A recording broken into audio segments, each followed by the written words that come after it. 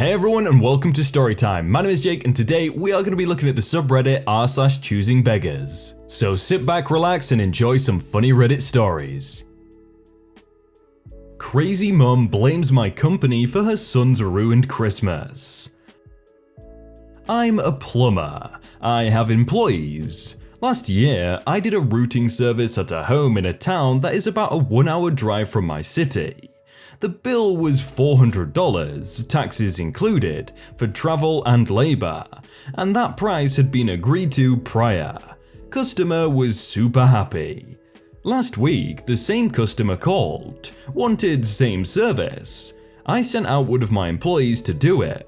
Customer asked if it would be around the same as last time, and I said yes.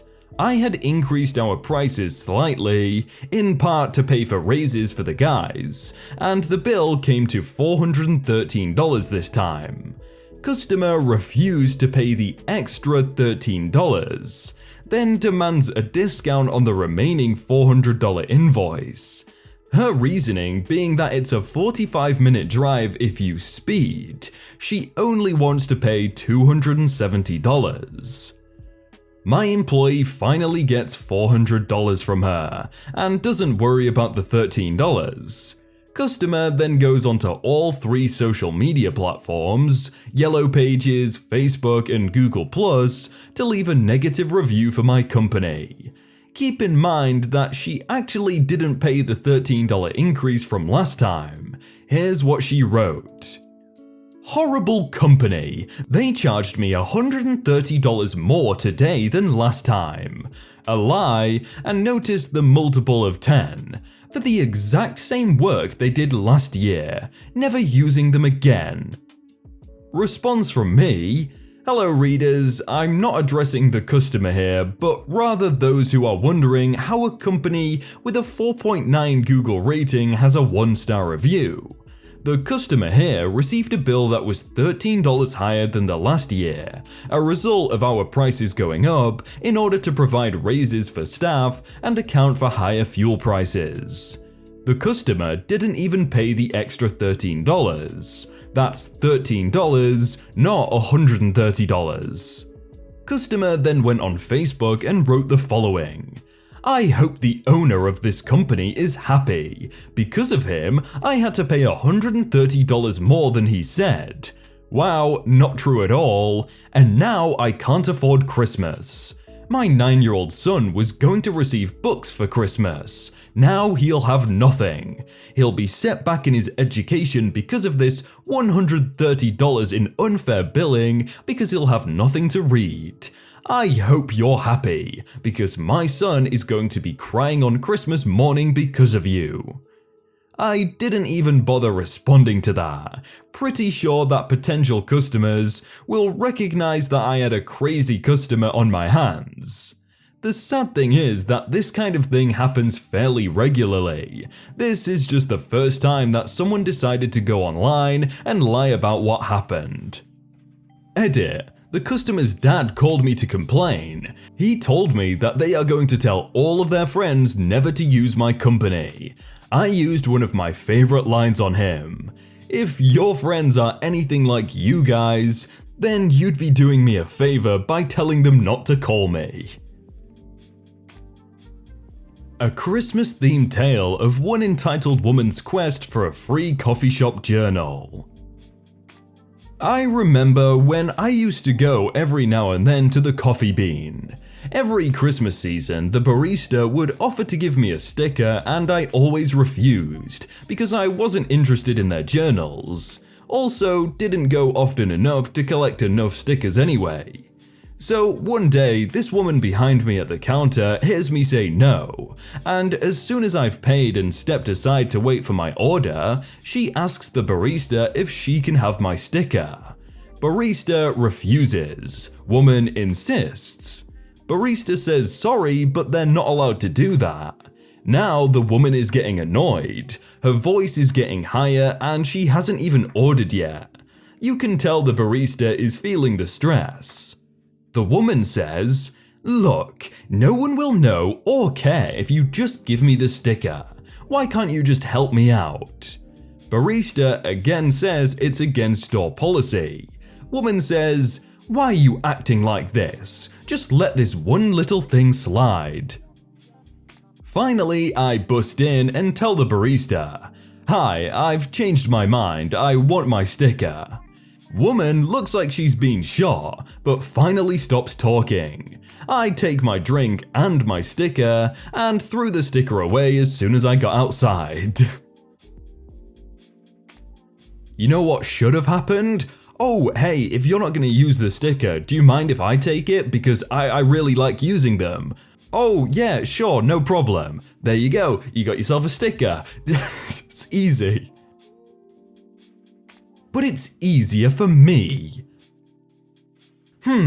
I really wanted to commission this artist, and I went to their website and it said I need to fill out the commission form. But it was easier for me if I just told them everything on Twitter. So I just did that instead. But when I messaged them, they did not answer me, and I messaged again all the info for my commission and they still didn't answer.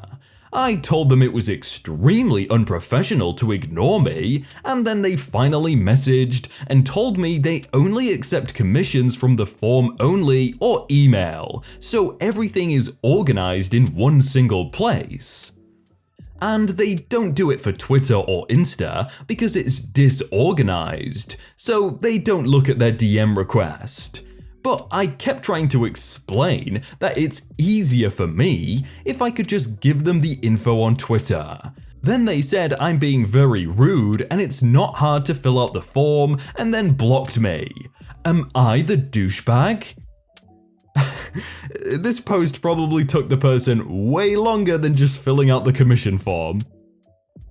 Choosing Beggar asks for people to donate money for a camera, gets mad when they didn't give her $2,000 since she is going to be one of the most renowned directors of this lifetime.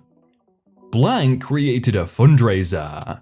"Hi, I am an aspiring filmmaker who just wants to take the aspiring off my title.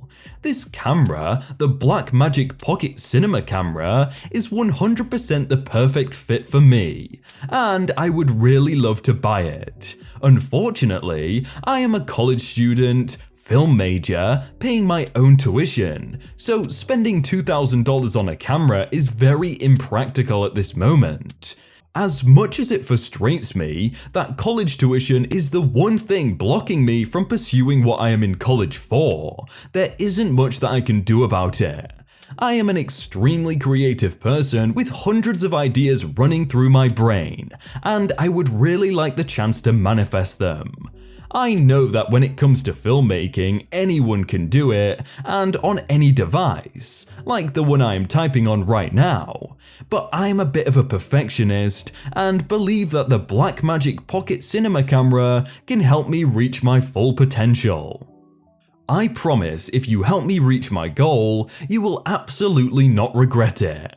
Please invest in the future that I know I am meant to have, and when I become the renowned director, I will try my hardest to invest in yours." And then after she didn't reach $2,000 in a week, "I just want to say something, and before everyone comes to me saying, 'Oh, family is everything, family comes first, blah blah,' I just want to say that I don't care. I am a college student, I am a film major, and I am broke. There are many of you who have said time and time again that you would be willing to send me money or care packages or whatever, and you haven't done that. Honestly, I'm not even upset over that. Like, I get it, you guys have families too, and I can't be added to the bills every month. I'm 100% fine with that and didn't accept consistent help anyway. No bad blood here. But what I do have an issue with is when I post a new profile picture and it gets all these likes. But when I turn around and post a link to a GoFundMe that I've started so I can be able to buy a camera that I really want without jeopardizing my tuition payments, and all of a sudden there's no one on Facebook. I'm not asking everyone to donate $100 or $500 or even $20. Honestly, I've had friends who donated $5 and $10 and everything helps. I say any little thing helps and I mean it. I'm not expecting people to just drop $500 on me because I know that's not how the world works. But I do expect people, especially my family, to help me out with this. Maybe $10 here, $5 there, that's all. And if you don't have it, if you just don't have it, that's okay. But the least you can do is share my post with other people who might be able to give, and y'all can't even do that. Now, I know that I'm not being disrespectful, so if you think I am, I don't care. All I'm saying is, when I make it and I'm one of the most renowned directors of this lifetime, which will happen, don't come to me with all this fake niceness or anything like that, if you couldn't help me in my time of need. No, blank, can I have, or blank, can you? No, if I want to give, because that's just the kind of person I am, I will, but don't ask me to because it's not gonna happen. If you can't help invest in me, then don't get me to reap the benefits of a seed that you didn't help sow. Don't give me no family quotes or no Bible scriptures about my family, or none of that. I don't want to hear it. Read the ones about giving. Anyway, that's my spiel. I'll remember y'all when I'm successful, but you will all get none of the credit. And if you donate and share and whatever after reading this, be my guest. But I know it's just you trying to save your butt, lol. Love you all, bye. If this person is like the best creative genius in the world, I'm pretty sure they can figure out how to make a really good movie on a not $2,000 camera. Just look at the Blair Witch Project, that was really good. Carpool cheapskate. Last year, someone who works at the company I do, the Choosing Beggar, moved to the same town as me, about a 40-minute drive away from work, on a good day.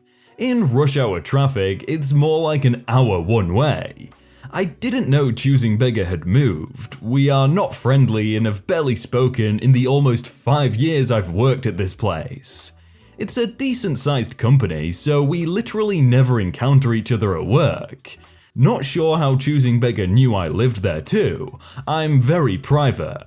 Anyway, Choosing Beggar comes to me one day a few months ago being friendly AF to bait me into a conversation, and then proceeds to start spinning a whole yarn about the public transit options and cost. It's like $200 for the 1-month pass with the zones to get in the workplace from our town, and no direct route. And somehow knowing that I drive in, asks if we can carpool. I hate this idea, but I'm trying not to be a douche, so I say we can give it a go. Choosing Beggar says they will look at their finances and let me know about the reasonable contribution for carpool. Cool, I'll save a chunk of the money I was spending. This makes the carpool thing easier to swallow. Since Choosing Beggar's other option was to shell out $200 for transit, I figured they'll offer me something like $125 to $150. So they still make a decent amount of savings, but clearly appreciate the value they get not paying all of this stuff by themselves.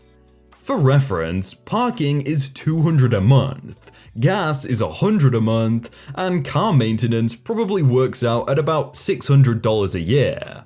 I drive an inexpensive compact car, so that's just one major service and one basic because of the distance I rack up commuting. So we can call that $50 a month. So now I'm at $350 a month on the cost of getting to and being at work. This is something I let Choosing Beggar know.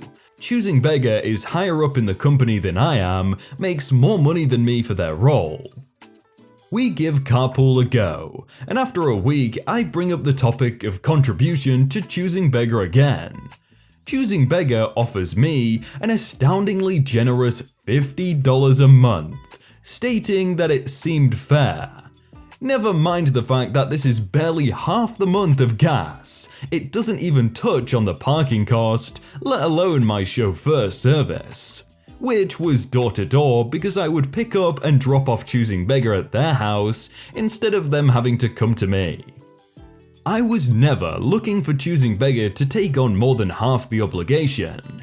Choosing Beggar would have been doing me a favor with this carpool in some regards, but $50 was a slap in the face, considering everything.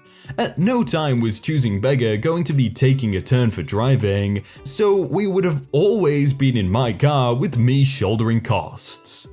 Needless to say, I declined immediately, and now continue to enjoy the solitude of commuting alone. Choosing Beggar doesn't speak to me at work either, clearly was playing friendly while it served their needs.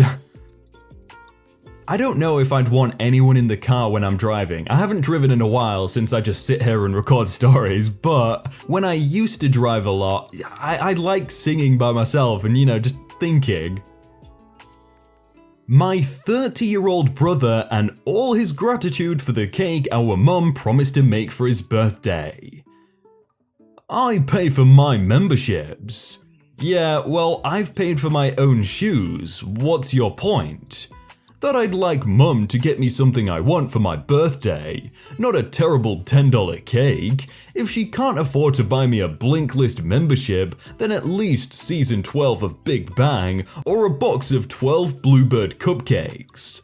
I only have one birthday every year, and while I'm grateful that she is paid for car repairs, I also want to acknowledge that this is more of a necessity, and that is the only thing she's done for me, aside from buying for geek shoes with ridiculously long shoelaces that make me look like a clown.